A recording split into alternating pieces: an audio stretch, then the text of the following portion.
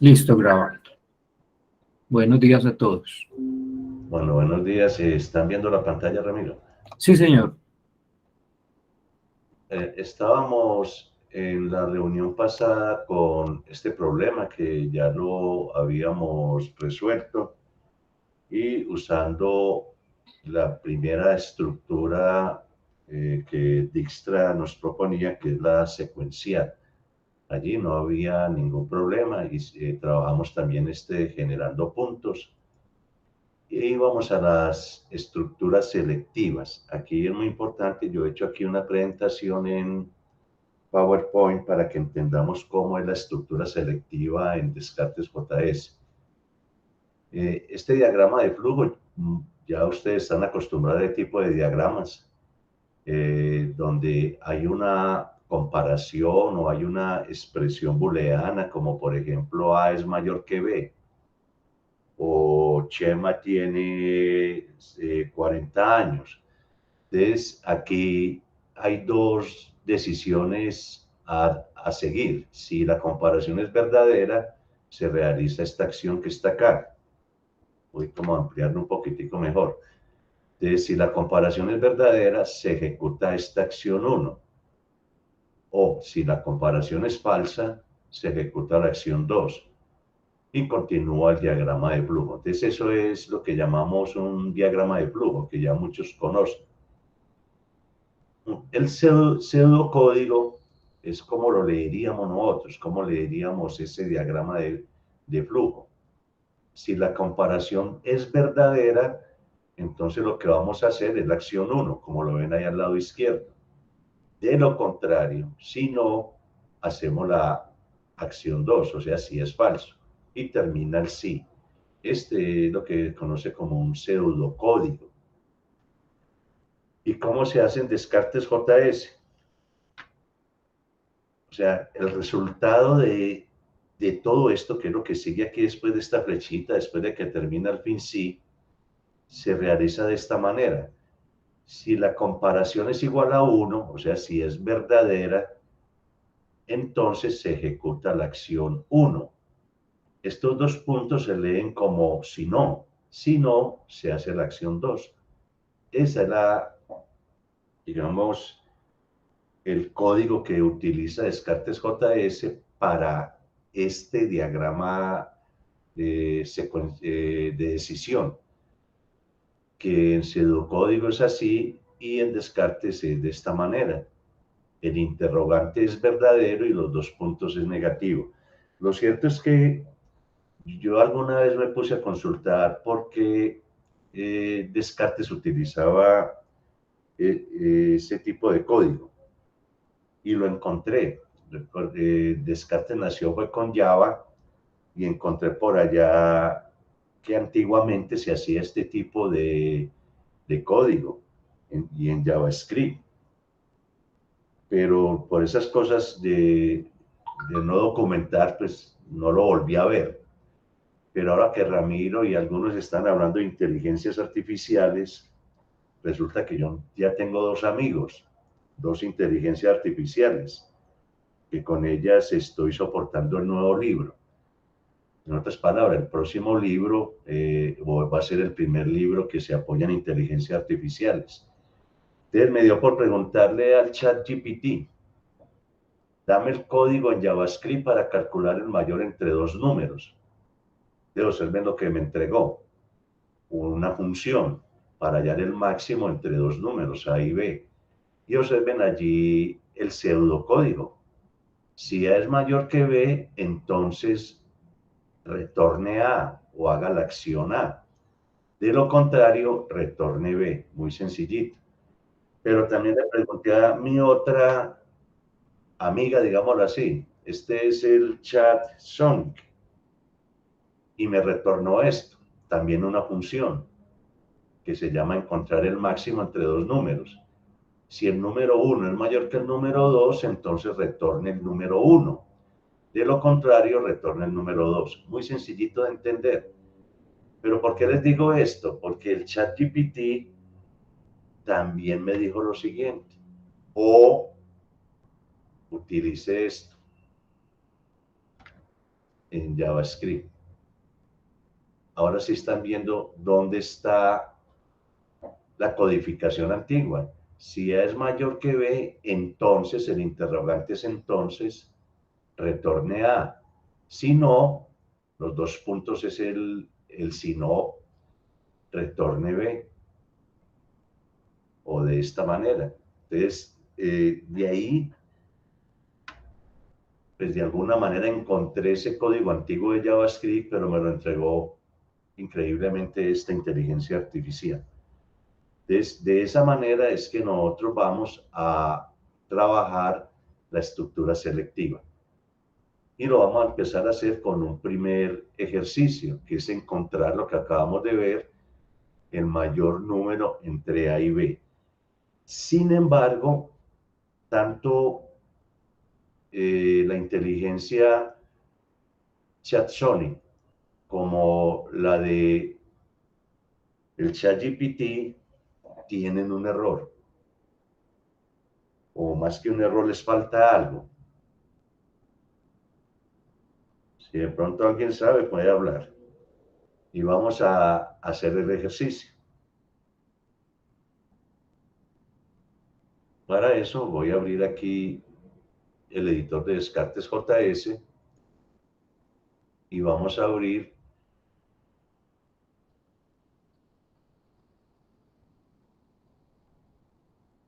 estoy en la sesión 5 y sesión 4, el problema 4, de hallar el mayor entre dos números. Y ya tenemos el código que nos lo dieron las inteligencias artificiales o lo vimos en el PowerPoint.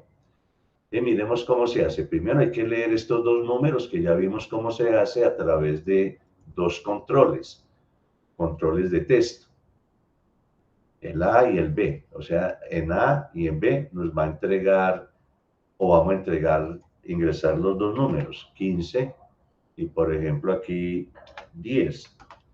Y al hacer clic acá nos dice que el número mayor es 15. El botón 4 es un control tipo botón que simplemente me permite mostrar el mayor número cuando yo le doy clic acá. Pero ahí lo importante es cómo se calcula el número mayor.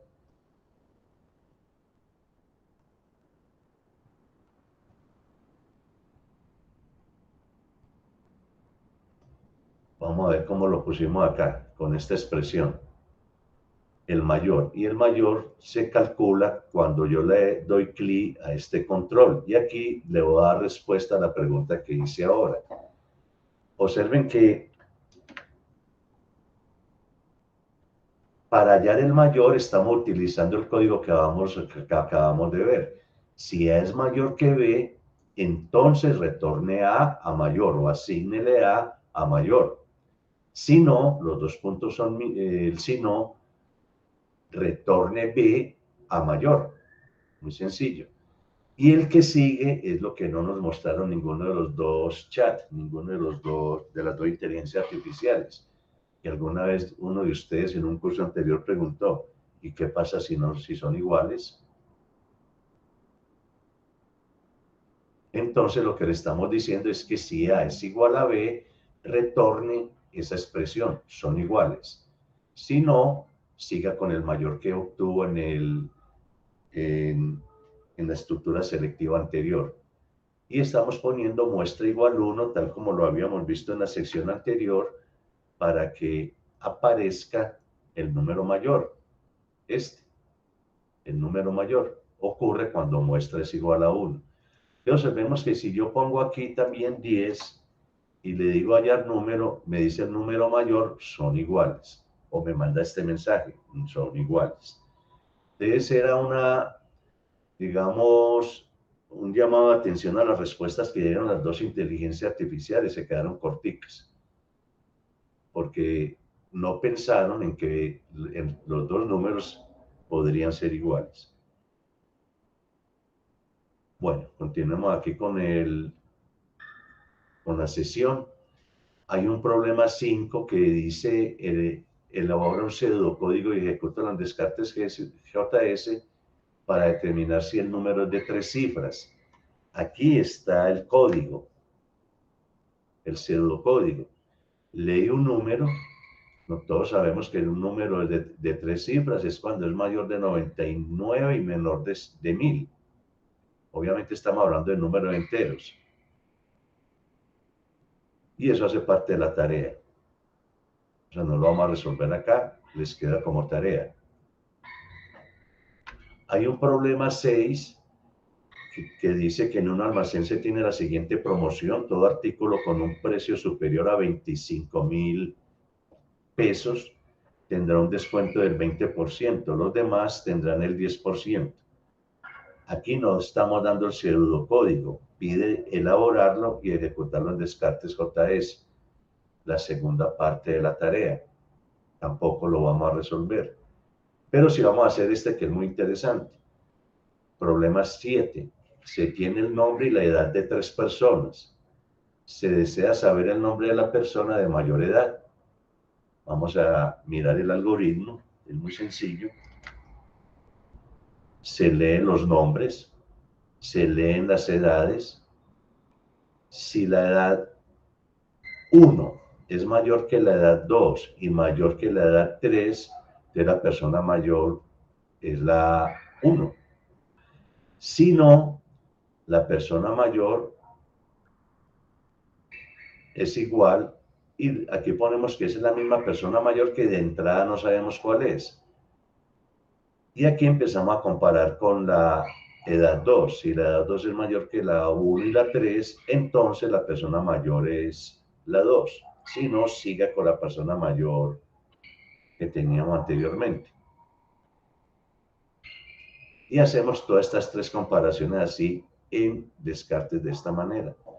Nombre mayor. Si la edad 1 es mayor que 1 y mayor que 3, entonces el nombre mayor es N1, la variable N1 donde ingresamos el nombre 1.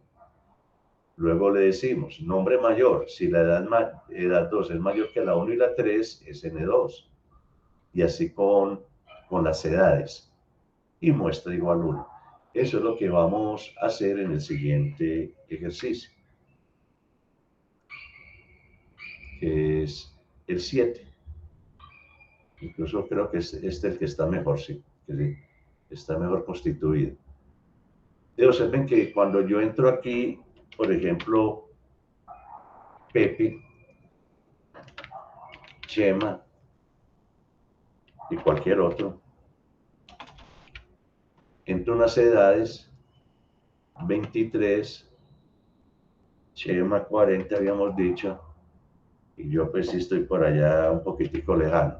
En el momento en que yo ingrese los datos acá, me aparece este botón, calcular, y me dice que la persona de mayor edad es yo y su edad es 65. Y miremos cómo se hizo. El espacio que ya ustedes saben configurar con un color de borde, con una imagen que le puse de fondo, eso es lo de menos. Y hay controles para el nombre y la edad. Es N1. Nombre, lo pusimos en 130, o sea, 130 píxeles a la izquierda, 100 píxeles arriba y con estas dimensiones, 240. Estas son las dimensiones de ese control tipo texto que se llama N1. Y lo mismo hicimos para edad 1, a 440 de borde izquierdo o margen izquierda, también a 100 para que quede alineado con este, y un tamaño más pequeño, 60 de ancho por 40 de alto. Y ese se llama edad 1. Y así lo hicimos con N2, y las demás edades. De tal manera que quede aquí bien configurado. Ya es cuestión de usar bien las coordenadas donde los vamos a poner. Estos nombres ya no los pusimos acá, como lo hicimos anteriormente, que lo poníamos aquí, sino que los pusimos a través de gráficos tipo texto.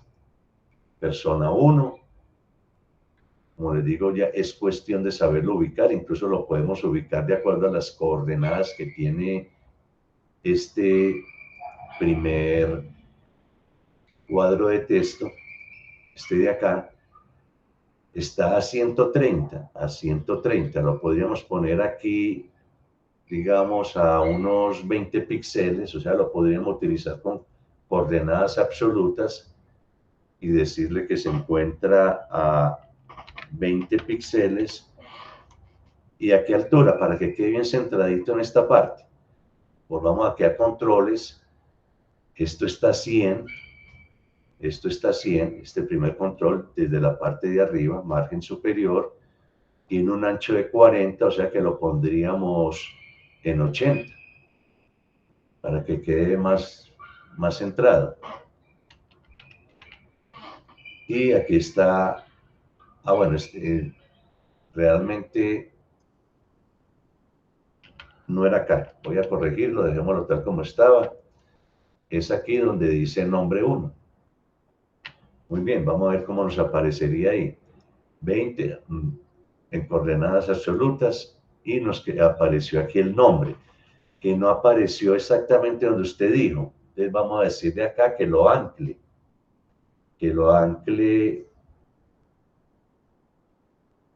acá en arriba centro o centro izquierda.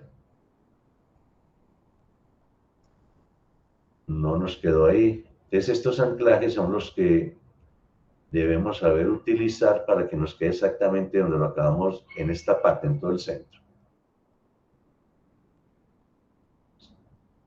Centro, centro.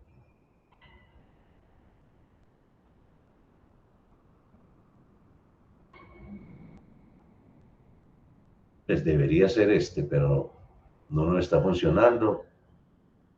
Vamos a poner un ancho de 100. Debería quedar acá.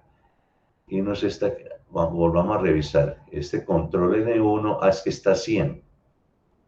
Está 100 más 20, 120. Y ahí sí nos debería quedar en esta parte. Centro izquierda y centro centro, a ver cómo nos quedaría. Muy corrido. Centro izquierda. Nos debió haber quedado en toda la mitad. Vamos a dejarlo en 110 y ahí lo podemos configurar. Pero bueno, es independiente de eso, ustedes lo van coordinando de tal manera que les quede tal como lo ven acá. Aquí yo lo hice fue con coordenadas relativas que tiene que ver con el plano cartesiano. El que he tratado de configurar con ustedes es este, el de coordenadas absolutas que se toman desde arriba de la esquina superior izquierda, hacia la derecha es positivo y hacia abajo es positivo, que no nos ha quedado tal como yo lo quería. Bueno, dejémoslo así. ¿Qué más tiene? Que cuando este control que les decía, calcular, va a aparecer cuando hemos puesto todos los datos en estos cajones.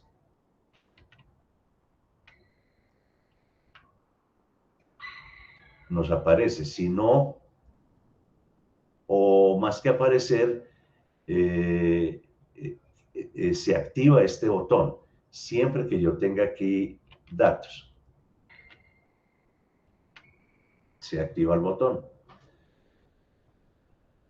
Pero ¿qué ocurre? Que como aquí no puse nada, la persona de mayor edad no me aparece ningún nombre. Tengo que llenar también estos nombres de acá.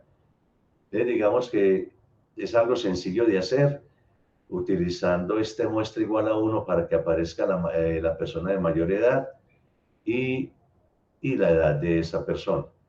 Es un ejercicio sencillo que se puede realizar utilizando este pseudocódigo que acabamos de ver acá.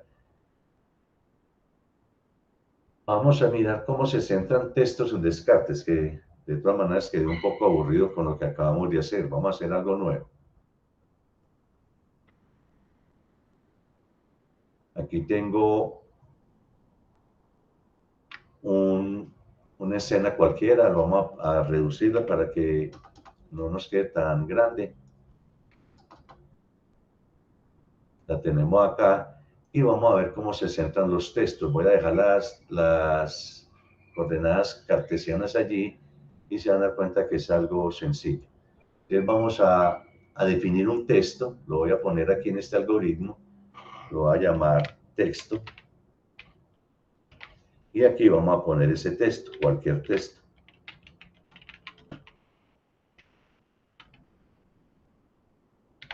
Esta es una variable alfanumérica, el contenido de una variable alfanumérica va entre comillas simples. Y en cualquier momento yo le puedo decir que la muestre a través de un gráfico tipo texto. Recuerden que las variables se deben poner entre corcheta y escribimos texto. Le decimos aplicar y aquí nos apareció el texto. Por defecto nos lo está mostrando a 20 píxeles de margen izquierda y 20 de margen derecha en coordenadas absolutas. Ahora, si yo lo quiero centrar, si quiero centrar este texto, tendría que, pues lo mejor es utilizar las coordenadas relativas. ¿Relativas a qué? Al plano cartesiano. Porque de lo contrario tendría que utilizar variables de espacio. ¿Cómo así que variables de espacio? Por ejemplo, si yo le digo que el ancho del texto es 100 o 200, entonces debería utilizar este tipo de variables. El espacio de 1, el ancho, le restamos el tamaño del texto, que es 200, y lo dividimos por 2 para que nos quede centrado. Eso complica un poco la situación. Y nos quedó centrado con respecto a esos 200 que dijimos acá. Si esto fuera 200 hasta acá. Incluso, bueno, a medida que yo le voy mermando para que me quepa eso que está allí, por ejemplo, en 180, me lo sigue centrando, pero con respecto a un cajón de 180 que está acá. Entonces, para no enredarnos la vida, lo que hacemos es utilizar coordenadas relativas. Y le decimos que me lo va a centrar en digamos aquí en 00, es de 180, y aquí le decimos que me lo centre en todo el centro. El texto centrado, que eso fue lo que me faltó en el anterior, y aquí me queda centrado. Le voy a poner un tamaño más grande. Cualquier texto está centrado. ¿Por qué quedó cortado? Porque le puse aquí 180 de ancho de texto. Si le pongo 250 quedaría algo así. Cualquier texto. Centrado en todo el centro del sistema de coordenadas. Así que yo lo quiero como título. Entonces 1, 2, 3, 3,5. Lo subimos 3,5. Y me queda centrado acá en la parte superior. Y puedo hacer diferentes cosas, como cambiar el color y ponerle sombra, por ejemplo.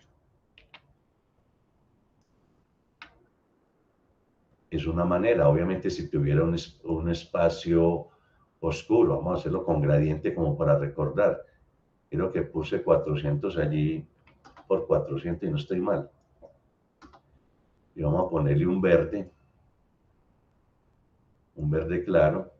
Le agregamos otro a la mitad para hacer el gradiente. Aquí rápidamente. Y al final, o sea, en el 100%, con otro verde más oscuro. Le decimos aceptar, aplicar, y aquí tenemos, incluso no era 400, la escena era, sí, 400. Y ahí tenemos el fondo degradado.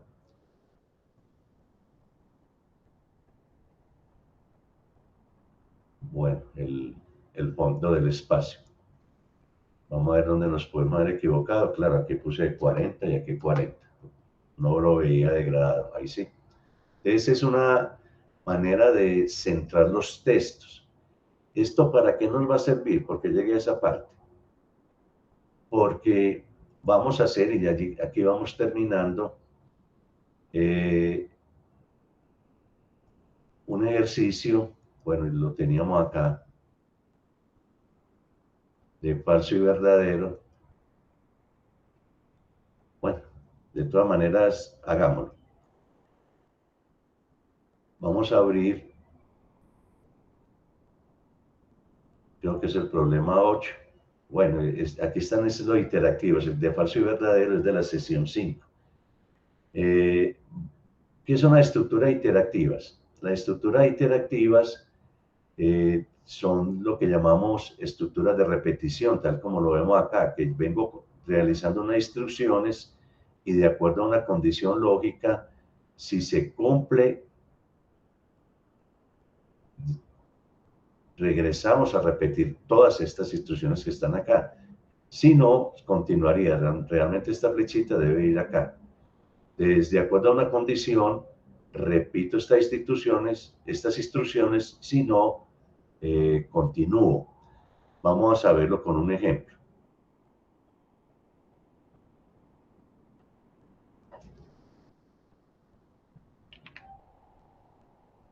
Normalmente esas, digamos,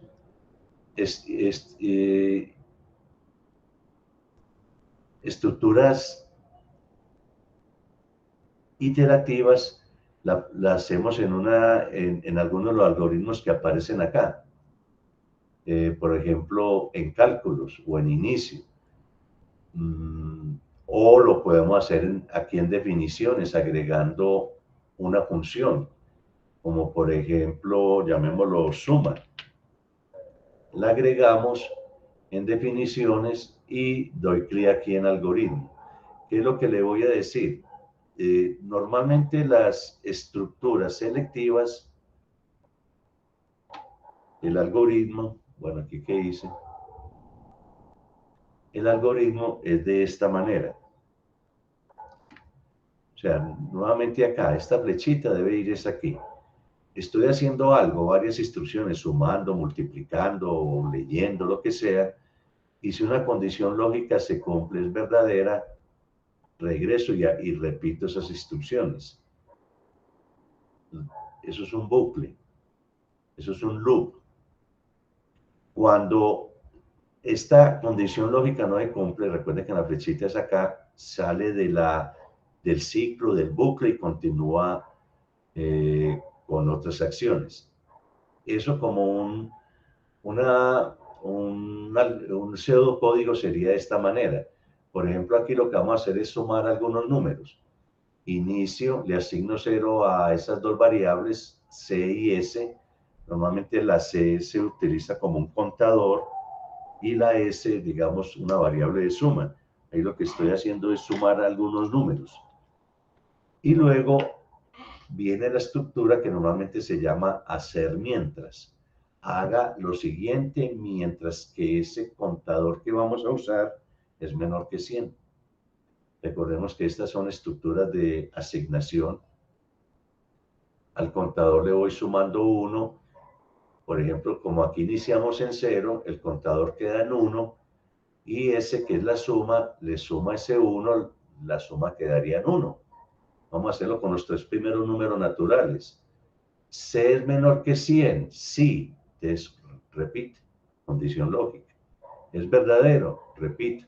¿Y qué es lo que va a repetir? Que va a coger el contador que tenemos en 1, le suma 1 y se lo asigna nuevamente al contador. O sea que el contador es 2. Y la suma que la teníamos en 1, le sumamos el contador que es 2, quedarían 3. ¿El contador es menor que 100? Sí, se repiten las instrucciones.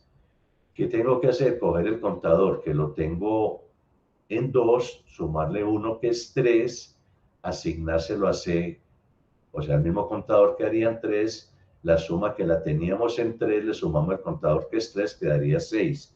¿Qué acabamos de hacer? Sumar los primeros tres números naturales. Resultado, 6. Pero aquí lo tenemos con 100. Obviamente no va a seguirlo haciendo acá hasta 100, se complica un poco. Lo que podemos hacer es utilizar el algoritmo. Y vamos a hacerlo acá. Entonces vamos a iniciar con un contador igual a 0. una suma que la voy a llamar S mayúscula también en 0. Este punto y coma me separan todas las variables que voy a poner acá. Y vamos a hacer lo mismo. El contador le asignamos, recordemos que lo podemos usar así, le asignamos el contador más 1. O sea que le está sumando 1 al contador hasta que se siga cumpliendo una condición. Y la suma le vamos a asignar a esa suma, le sumamos el contador. ¿Cuántas veces tiene que hacer esto? Hacer esto, ¿cuántas veces? Mientras que el contador sea menor que 100. Vamos a sumar los primeros 100 números naturales. Esta función que hemos llamado suma, yo debo activarla en alguna parte. Y normalmente se activa acá. ¿Cómo se activa? Escribiendo la función. Así de sencillo. Si yo no la tengo activada, esta función no se va a desarrollar, no se va a ejecutar. Tengo que activarla en alguna parte. Ahora, si yo no quiero funciones, si yo no quiero usar funciones, todo esto mismo que está acá, lo pude haber hecho acá en cálculos. Lo pude haber hecho acá. Y en gráficos simplemente le digo, agregue un texto que va a ser, digamos, suma de los primeros 100 números naturales. Es igual a S, la variable suma, que debe estar entre corchetes. Le decimos aplicar y nos aparece acá. Incluso quitémosle los decimales, pongámosle un ancho de 300 y pongámoslo más grande. Suma de los primeros 100 números naturales igual a 5050. Lo hizo utilizando una función. Yo no quiero utilizar esa función. ¿Qué pasa si yo no la hubiera activado? Lo voy a quitar. Me dio 0, porque en ninguna parte la calculó. Entonces, para evitar esto, si no quieren usar función en este momento, lo podemos hacer en este algoritmo de cálculos que está en el selector programa. Colocando nuevamente las variables acá, C igual 0 y S igual 0 y C menor que 100. O sea, lo puedo hacer acá en el selector programa, en el algoritmo de cálculos. Y obtenemos, a ver qué hice aquí mal.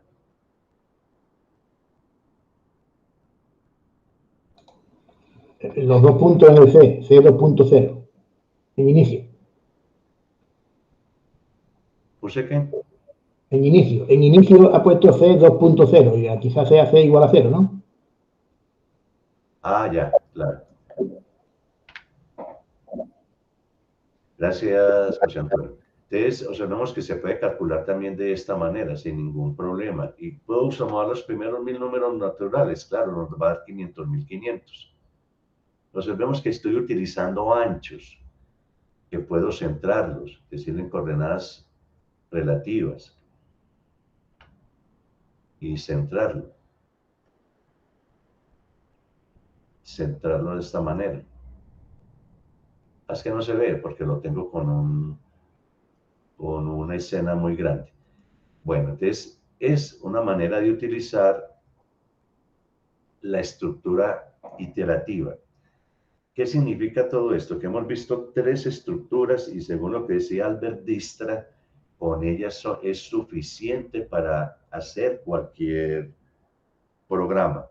De hecho, todos los programas de Descartes que yo he diseñado, los he diseñado de esta manera, con algo novedoso, y es que empezamos a usar las funciones. Esos son los que antes se llamaban módulos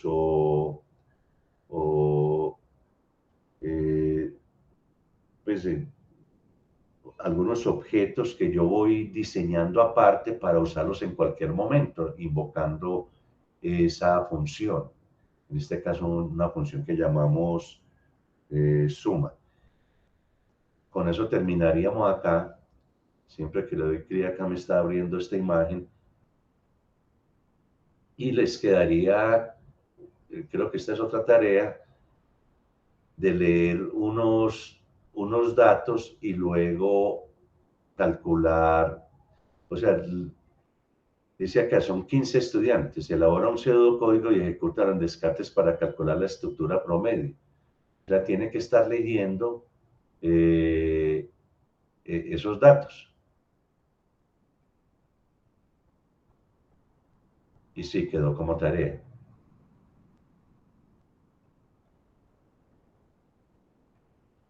Y finalmente hay un video muy interesante, digamos, una unidad muy interesante que diseñó Joel como para ver algoritmos de ordenamiento. ¿Cómo se leen los datos? Porque seguramente ustedes estarán preguntando allá cómo hacer esa tarea. Voy a poner esto nuevamente más pequeño.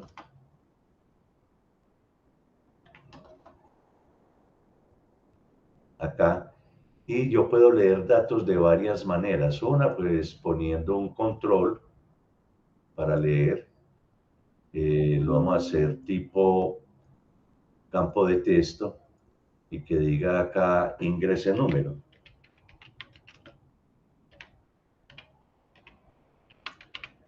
Ingrese número. Y lo vamos a hacer acá en el interior. Pongámoslo en 2020, no nos vamos a complicar mucho allí. Y que lo dibuje siempre, vamos a hacerlo con 4 números. Y pongamos, digamos, n, que sea la cantidad de números, sea menor que 4. Entonces, siempre esto me lo va a decir, vamos a ponerlo más grande. Este control siempre va a aparecer mientras que n sea menor que 4. ¿Qué es lo que va a hacer? Simplemente aquí le voy a decir calcular, acción calcular, ¿y qué es lo que va a calcular? Aquí en parámetro le vamos a decir que primero sume a n 1 para decirle que ya ingresó un dato. N está en 0, cuando yo lo ingreso queda en 1. Vuelvo a ingresar, quedo en 2, vuelvo a ingresar datos, queda en 3. Aquí puedo poner 2 puntos igual mejor. Y vamos a utilizar una variable s, donde sume esos números. O sea, que si yo la s la pongo en mayúscula, n en mayúscula, en todas partes debo ponerlo en mayúscula. Le digo aceptar y aplicar. Pero aquí, en lugar de esto, vamos a suma de los números ingresados, por decir algo.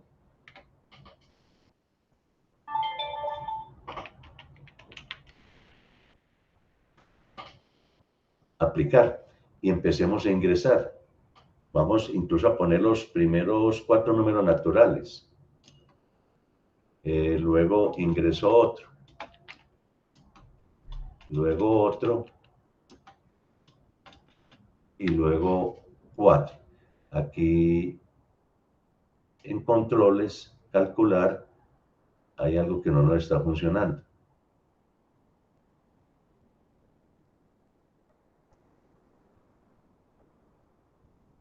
Bueno, aquí lo estamos haciendo bien, sumar n.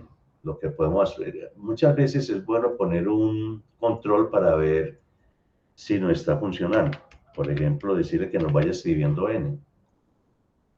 Y vamos a ponerlo por acá en 220.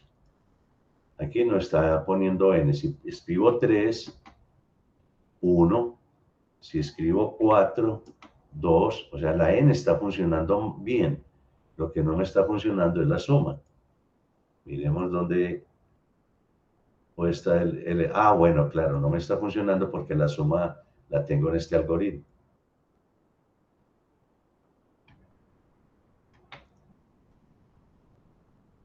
Entonces, si ingreso 1, ahí ya me está dando la suma. Luego el 2, luego el 3 y luego el 4. La suma de los primeros 4 números naturales es 10. Entonces, es una manera de ingresar datos. Otra manera, voy a borrar este control. es utilizar un vector. En definiciones agrego un vector y llamémoslo, estaba hablando de números, llamémoslo n. Y simplemente aquí voy poniendo los números, por ejemplo el 1, el 2, el elemento 2 del vector n es 2. Puedo agregar más, simplemente con un copy-pegue, voy a pegar el 3, el 4, el 5, el 6, el 7, el 8, el 9 y el 10. Y simplemente aquí voy modificando lo que tengo que modificar. Y como estamos sumando los 10 números naturales, lo estoy escribiendo de esta manera. Y en alguna parte los tengo que sumar. Entonces, podemos ponerlo acá, por decir algo. S igual a N1 más N2 más el elemento 3 del vector n más el elemento 4 del vector n. Dejémoslo hasta ahí. Y le decimos aplicar y nos dio 10. Si le sumo el elemento 5 nos tiene que dar 15. Elemento 15. Hay otra manera, la última para terminar acá, y es incluirlo en un archivo de texto. En un archivo de texto voy a meter los números con una condición, que siempre el primer elemento sea 0. ¿Por qué? Descartes, los vectores siempre tienen un elemento 0. Yo sé que en matemáticas estamos acostumbrados a tener números de 1 hasta n, pero no solamente es en Descartes, también en JavaScript y en otros lenguajes de programación, el primer elemento de un vector es el elemento 0. Entonces ese lo pongo en 0 y luego pongo los números. Incluso vamos a poner números distintos.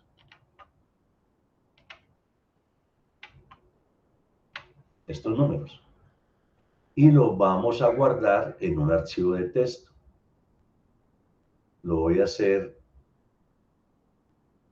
aquí lo tenemos en la sesión 4, en interactivo. Lo voy a poner acá para no demorarnos. Incluso lo voy a poner en una carpeta que se llame textos, por ejemplo. Y aquí el archivo lo va a llamar números. Guardar. Y vamos a crear un archivo nuevo. Ese archivo nuevo, nuevamente 4. Bueno, aquí hice algo distinto. Ese archivo nuevo, nuevamente aquí 400 por 400, lo puedo leer siempre que yo tenga guardado primero el ejercicio, que lo voy a llamar ejemplo, por decir alguna cosa. Y guardar. Entonces, ¿qué le voy a decir?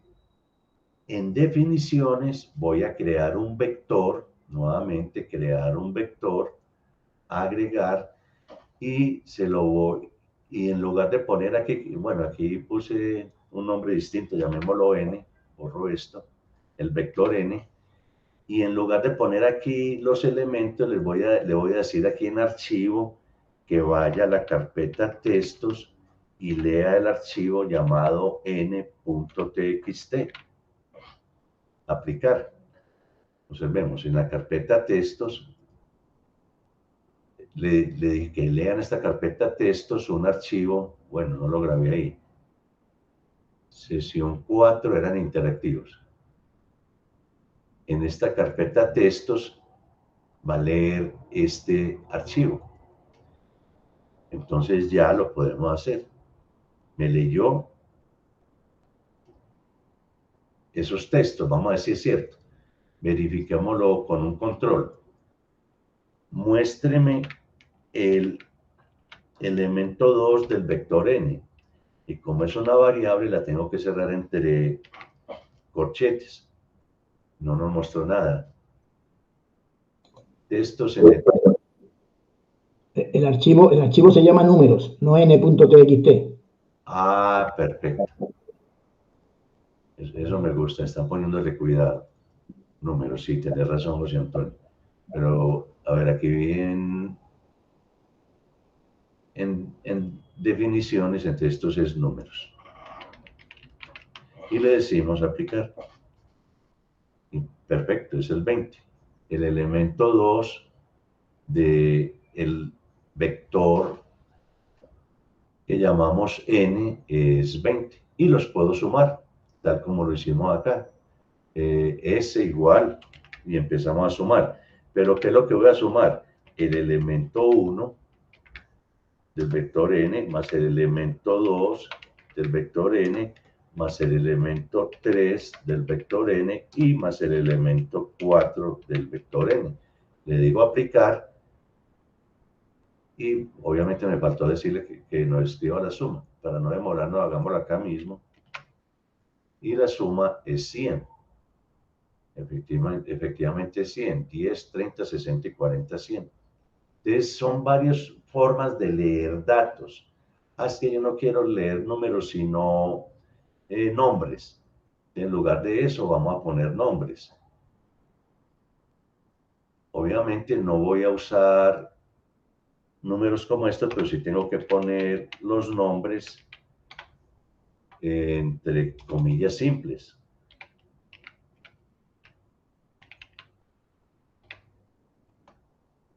Etcétera. ¿Y puede tener espacios? Claro que sí. Dejemos esos tres nada más. Y vamos a guardar este archivo como nombres.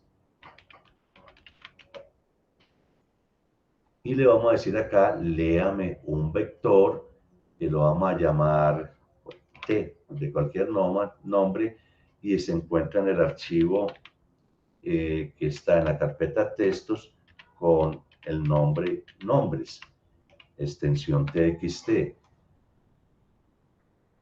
En este momento lo debí haber leído. Entonces vamos a decirle, por ejemplo, acá como para controlar que nos escriba entre corchetes pongo la variable. ¿Qué variable?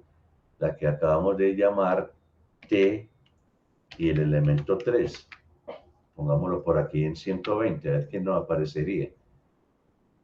Si es T, claro, aquí hay algún error. Muy bien. Etcétera. Claro que sí, iba a poner claro que sí, pero bueno. Es una manera de poner datos en archivos externos, leerlos con un vector de esta manera. Y tiene una ventaja, la siguiente. Voy a grabar, porque no he grabado. Voy a guardar lo que acabamos de hacer. Y la ventaja es que yo puedo borrar esta carpeta de textos y me sigue funcionando. ¿Por qué? Porque el editor de Descartes JS, voy a abrir este archivo. Lo puedo abrir con Notepad o lo puedo abrir con un bloc de notas. Abrir con...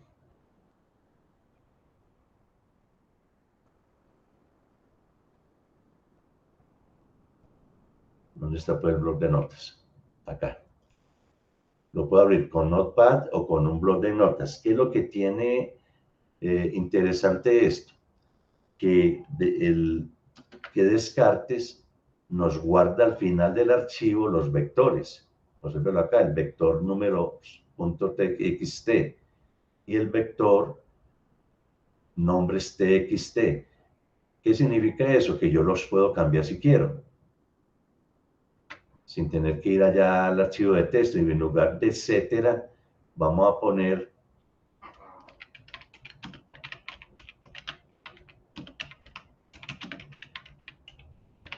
esto y lo guardamos.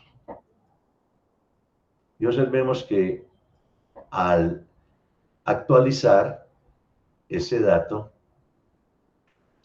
ha cambiado. Hemos terminado por fin esta sesión. La sesión 5 que les enviamos es para que la miren. Ya es más corta, como les había dicho, la programación, digamos, es lo más extenso. Hemos visto 3 estructuras, una estructura selectiva pero secuencial para hacer acciones una tras otra, una estructura de decisión, si entonces P, si no Q, si comparación es verdadera P, si no es verdadera Q, y acabamos de ver una estructura que es la repetitiva o lo que llaman loop, ciclos, generalmente con la estructura tipo hacer mientras, haga mientras que una condición es verdadera. Cuando la condición no sea verdadera, deje de hacer, pero como está haciendo mientras, está repitiendo una serie de cosas.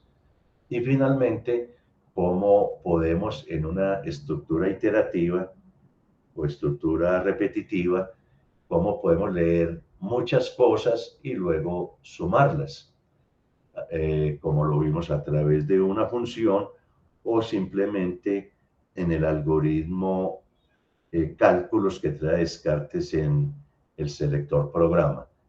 También podemos leer datos a través de archivos, que fue lo último que acabamos de ver. Es cuestión de practicar y les aseguro que cualquier cosa que ustedes quieran hacer, lo pueden hacer utilizando esas 3 estructuras. Ya el resto es de diseño, de organizar los textos, de poner controles, que es lo que vamos a ver en la próxima sesión. El resto de controles, que les dejo aquí como el adelanto, la sesión 5, es utilizar este tipo de controles que ven acá, de tal manera que pueda usar controles para modificar algunos parámetros, este tipo pulsador o el control tipo barra, o las casillas de verificación, que era lo que me está enredando ahora para hacer este tipo de escenas, las primeras, digamos, los primeros objetos interactivos que ustedes pueden diseñar de una forma sencilla para hacer cuestionarios, o el control tipográfico como este. Eso lo veremos en la próxima sesión. Es algo, digamos, un poco más rápido, a ver si logramos terminar este año. Quedo ya pendiente de ustedes si tienen alguna pregunta. Chema. Es con relación a la característica del editor Descartes JS que copia lo que uno tiene en los textos. Es beneficioso, pero a la vez muy complicado. Cuando estaba haciendo el libro de mapas, había hecho ciertas correcciones y el proceso para arreglarlo, para que no se me viera, digamos, cada vez que volvía a ejecutarlo, me daba el mismo error. O error no, sino me daba los nombres que yo no quería. Por eso sería prudente que en algún momento nos explique el orden en que debemos hacer las correcciones cuando estamos utilizando este tipo de archivo y tenemos que hacer modificaciones. Excelente, Chema. Es una buena pregunta porque es un error que cometemos bastante. Cuando yo tengo este índice acá y tengo los textos, bueno, entonces era que lo teníamos en la sesión 4.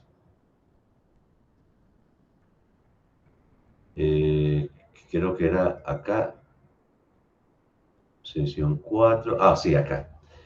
Entonces, voy a leerlo, cuando yo vengo acá a leerlo, desde el editor Descartes, voy a leer el ejemplo, me está funcionando bien.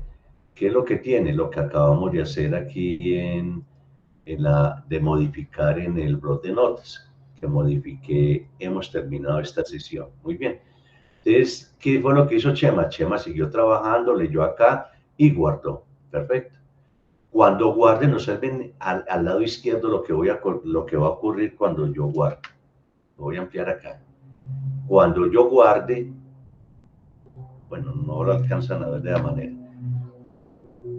Cuando yo guarde, inmediatamente me volvió a aparecer la carpeta de textos. ¿Qué significa eso? Que si yo hago una modificación acá, por ejemplo, en lugar de hemos terminado esta sesión, pongo casi terminamos esta sesión y guardo y ejecuto.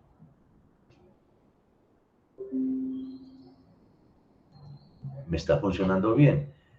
Pero ¿qué ocurre? Que cuando Chema vuelva a abrir, él dice, bueno, ya acabé de modificarlo y voy a abrir. Cuando él abra el ejemplo, la lectura de los vectores se los va a leer desde acá, desde la carpeta textos.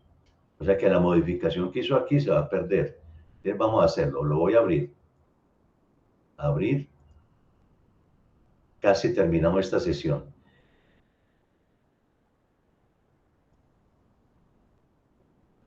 A ver cómo lo teníamos aquí. Hemos terminado esta sesión. Y le doy guardar.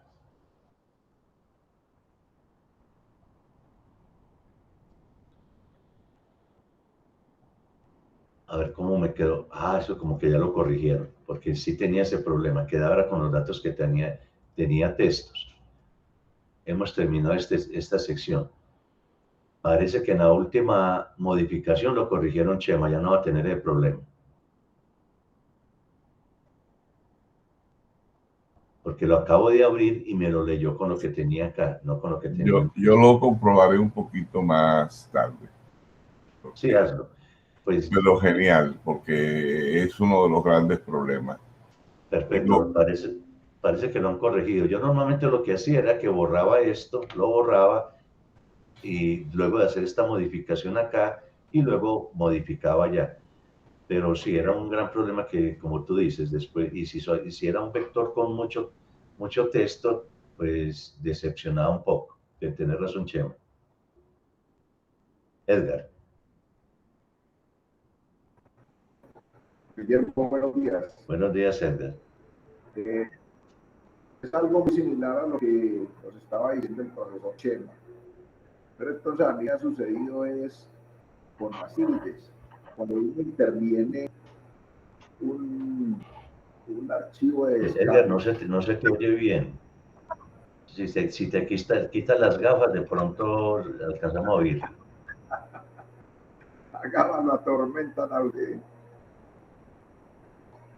de verdad, no se te oye bien. Es que no estoy no estoy en mi equipo. Repite la pregunta, ¿cuál era? Ahí, ¿cómo me está escuchando? Mejor, Silvio, sin gafas es mejor. Bueno, entonces, cuando uno interviene un archivo de descarte, un objeto de descarte, a mí me ha sucedido es con las tildes. Las tildes, ya cuando uno le da a guardar, aparecen un montón de símbolos en todas las palabras que tienen tildes, ¿sí? Que se corrigen desde el parámetro, pues según una explicación que me dio el ingeniero Ramiro, pero es muy bueno por si le sucede a alguno de los compañeros que ellos conozcan o usted nos enseñe, porque uno se tiene que poner. Yo últimamente he tenido que empezar a buscar en los parámetros y uno pues ahí pierde mucho tiempo. A ver si eso tiene alguna solución. Sí, ahí vuelvo nuevamente, yo espero que también se haya corregido. Cuando yo tengo tildes, casualmente ninguno de estos le puse tilde, a ver, así, en sesión, y me lo leyó bien, sí lo corrigieron. ¿Qué ocurría? Que como Descartes leía primero el archivo que está en la carpeta textos, no el que está aquí en el script, me leía, era un archivo TXT que no cumplía con esos requisitos que tenemos acá del UTF-8. O sea, en lugar de reconocer la tilde o la ñ, lo pasaba en un código raro. Entonces, ¿cómo se corregía eso? Exactamente lo mismo que le dije a Chema Edgar, borrando la carpeta textos para que te lea ese el script y no el archivo que está en textos. Pero parece que ya se corrigió. Listo. Muchas gracias, Juan Guillermo. Pero si te vuelve a presentar, el truco es eso, elimine la tarjeta, la carpeta textos antes de leerlo con Descartes.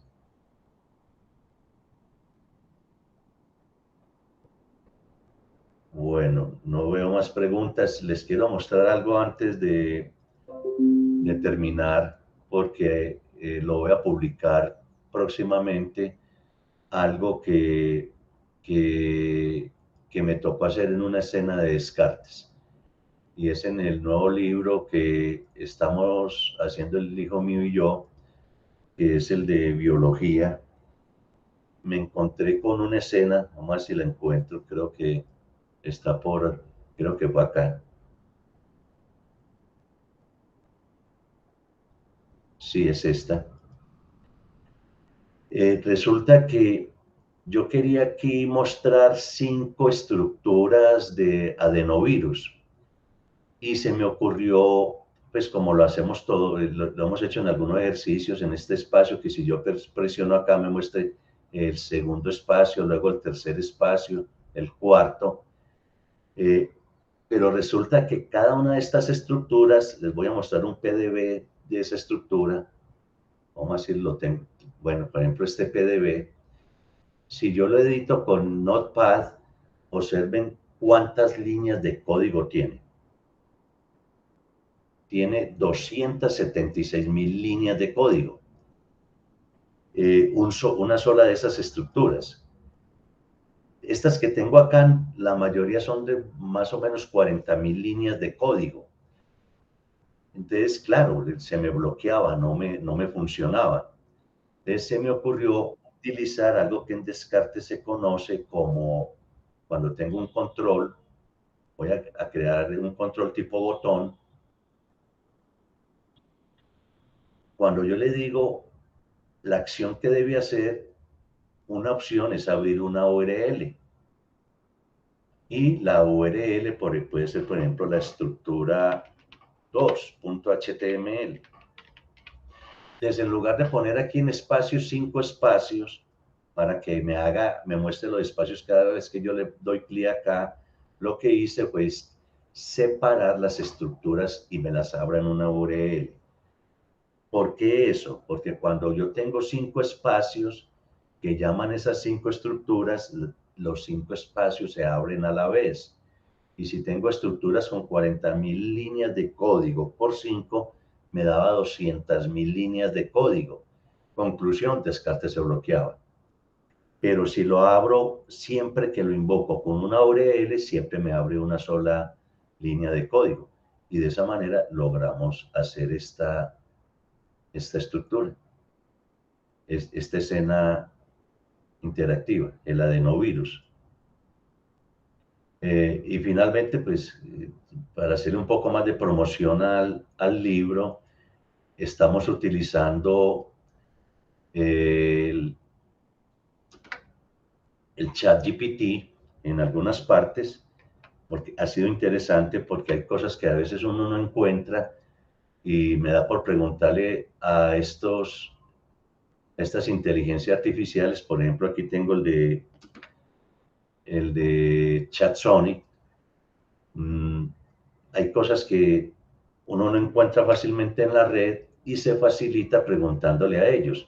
Incluso ChatSonic está haciendo algo que me parece interesante, y es que a diferencia de ChatGPT, está mostrando las referencias. Te entrega la información de, por ejemplo, el genoma del virus herpes y te entrega al final las referencias, lo que no hace GPT. Y es, digamos, como una crítica a esa primera inteligencia artificial, porque lo que está haciendo es lo mismo que hace este otro chat es consultar Wikipedia, consultar páginas donde hablan del herpes y luego hace una combinación de palabras y lo pega ahí. Ahí es donde está un primer riesgo, que no está poniendo las referencias, lo que sí está haciendo el chat Sonic. Entonces era simplemente un poco de publicidad al libro que esperamos próximamente terminar. Vamos en el capítulo 5. El libro tiene 14 capítulos, utilizando, como les digo, inteligencias artificiales y algunos multimedias interesantes como este tipo de interactivos que se pueden diseñar. Bueno, no sé si tienen alguna otra pregunta como para ir terminando. Por aquí, por el chat no. Nos pasamos 5 minuticos. Traten de practicar. Digamos que la parte compleja del editor Descartes JS la acabamos de ver. Es como tratar de hacer los problemas que están allí planteados y los van subiendo. Poco a poco van aprendiendo más Descartes. Y este tipo de cosas que les acabé de mostrar las voy a documentar en un video porque tiene algo que de pronto a Joel se le olvidó y a Alejandro, que son los que están editando el texto del editor Descartes JS, que les faltó poner el target, pero ya van a saber de qué trata cuando publique el video. Un abrazo para todos, mucho juicio, un feliz año y nos vemos dentro de 15 días. Un feliz día para Gracias, todos. Juan. En el grupo de WhatsApp ya les envié el enlace a la carpeta para subir las tareas. Ya lo vi. Muchas gracias, Ramiro. Gracias a todos. Y ese productor genial de Juan Guillermo Rivera, que óyeme, la producción es demasiado grande, Juan, no nos da tiempo ni a leer. Felicidades. Además, son extremadamente no solo buenos e interesantes, sino lo que más me gusta, hermosos. Son muy agradables de ver. Gracias.